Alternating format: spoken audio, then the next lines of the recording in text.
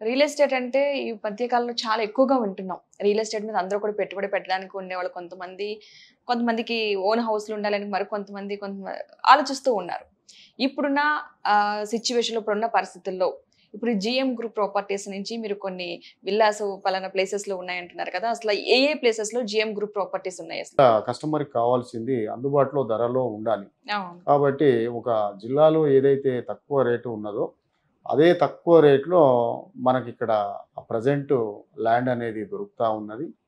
కాబట్టి మేము హైదరాబాదు ఈస్ట్‌ను సెలెక్ట్ చేసుకోవడం జరిగింది.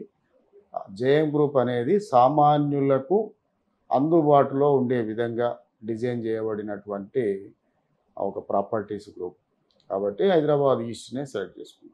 ఒక విశ్వ నగరంగా అభివృద్ధి చెందుతున్న ఈ హైదరాబాదులో, తర్వాత ఔటర్ రింగ్ రోడ్ పరిసరాల్లో ఖచ్చితంగా కొనుక్కున్న వాళ్ళు ఎప్పటికైనా విన్నర్సే.